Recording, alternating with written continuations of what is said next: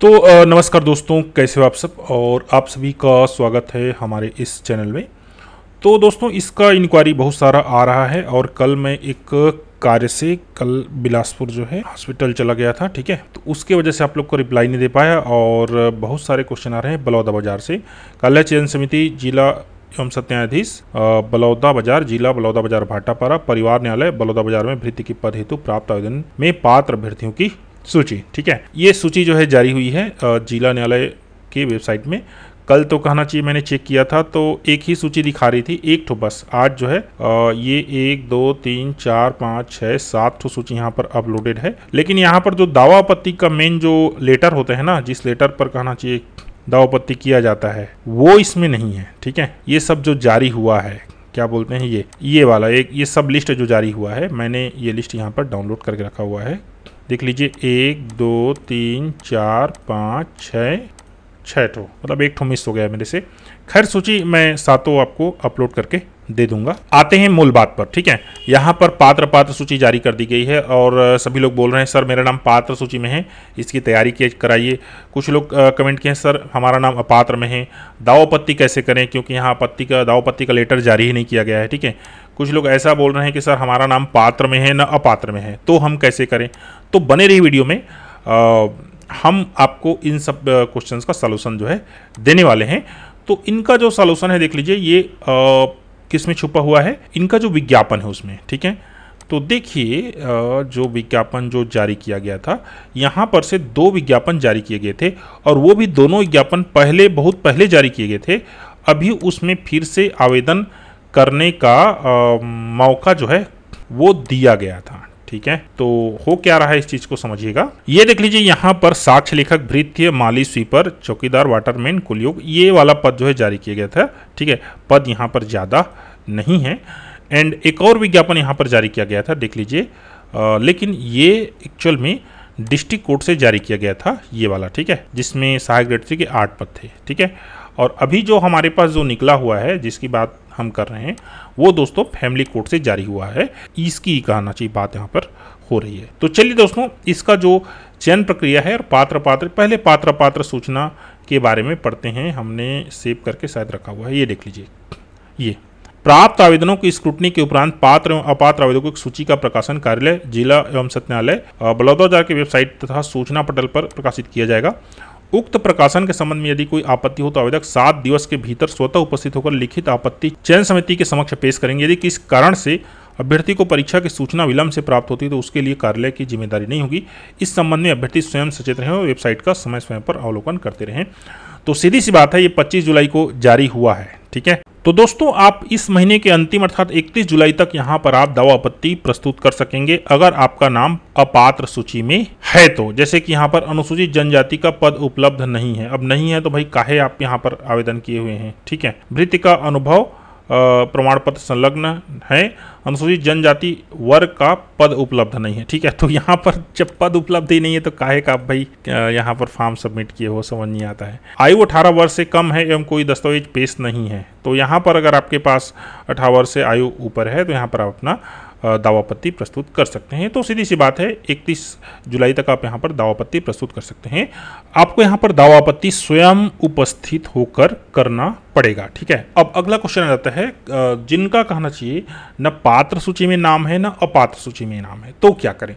तब भी आपको दावा आपत्ति प्रस्तुत करना है। देखिए, आपने आवेदन जब स्पीड पोस्ट किया होगा ना, तो आपके पास छोटा सा एक उसका रिसिप्ट मिलता है।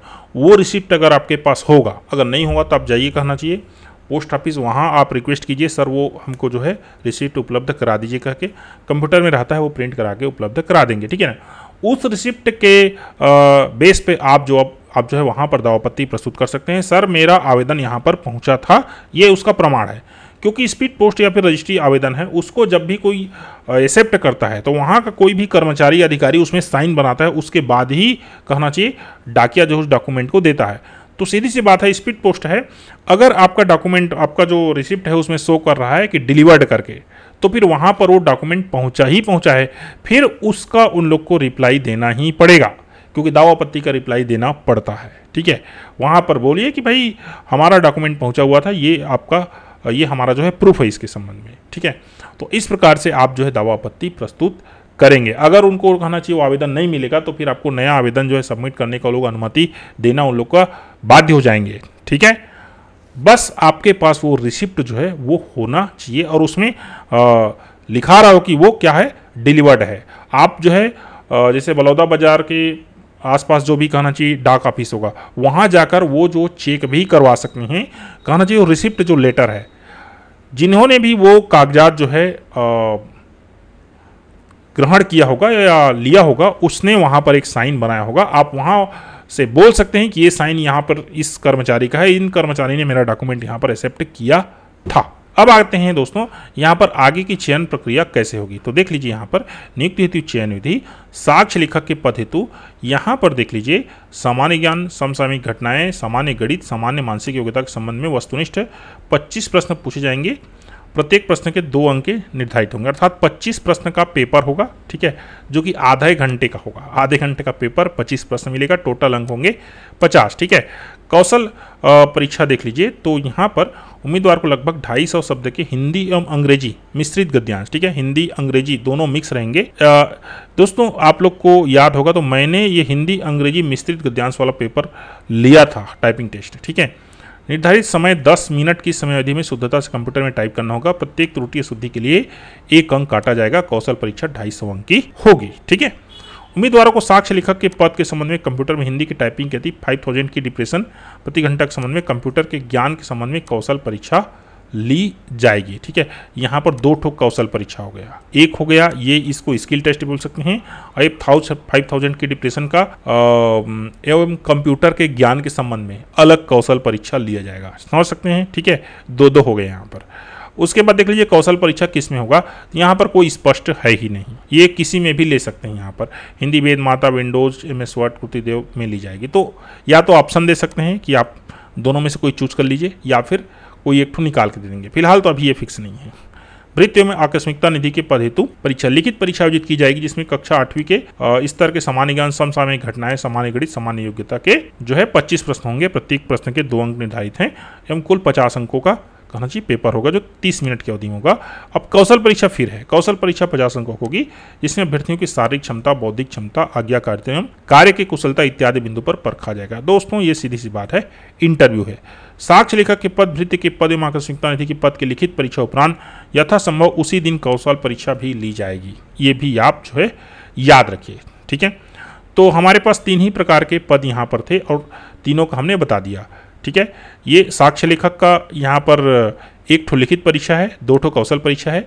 वृत्ति आकस्मिकता निधि है, इसका कहना चाहिए 1 ठो लिखित परीक्षा है और 1 ठो इंटरव्यू है। ठीक है, तो इस प्रकार से दोस्तों यहाँ पर चयन प्रक्रिया होना है। दोनों में ही लिखित परीक्षा आपको दिलानी पड़ेगी। ठीक है, और देख लेते हैं यहाँ पर पद किन किन के लिए था, और देख लेते हैं यहाँ पर पद किन के लिए था। तो एक पद था और ये पद जो है अनारक्षित में है। ठीक है, साक्ष्य लेखक का पद अनारक्षित में है, लेकिन जो भृत्य का पद है वो केवल अन्य पिछड़ा वर्ग के लिए उपलब्ध है और कोई अभ्यर्थी इसमें फाइट नहीं कर पाएंगे। बाकी दोस्तों देख लीजिए अनारक्षित में आकस्मिकता निधि की बात करें तो यहाँ पर 4 पद है। 1 पद है अनुसूचित जनजाति में, 1 पद है अनुसूचित जाति में, अन्य पिछड़ा वर्ग में 1 पद है एंड 1 पद है यहाँ पर मुक्त में। ठीक है, ये देख लीजिए। क्लियर? तो दोस्तों ये रहा इसका कंप्लीट डिटेल। फिर भी अगर आपको कुछ पूछना हो तो आप नीचे कमेंट करें। बाकी इसकी तैयारी कराने वाली बात होगी तो इसका लिखित और कौशल परीक्षा दोनों का एक साथ हम तैयारी कराने की सोच रहे हैं। अगर आपको ज्वाइन करना है तो नीचे कमेंट कीजिए। अगर हमको जो है 5 से ऊपर कैंडिडेट जो है मिलते हैं तो इसकी तैयारी हम जो है आपको करा देंगे। 25 क्वेश्चन है, इसका क्विज करा देंगे। आपको स्टडी मटेरियल जो है वो प्रोवाइड करा देंगे। पिछले 2 महीने का आपको जो है करंट अफेयर्स वो निकलवा के हम दे देंगे। ठीक है, और कौशल परीक्षा की बात है तो हिंदी अंग्रेजी वाला जो है मेटर हम आपको टाइपिंग टेस्ट भी ले लेंगे और आपको मॉडल पेपर भी उपलब्ध करा देंगे। दोस्तों वीडियो अच्छी लगी हो तो please subscribe the channel and share the video. Thank you, धन्यवाद।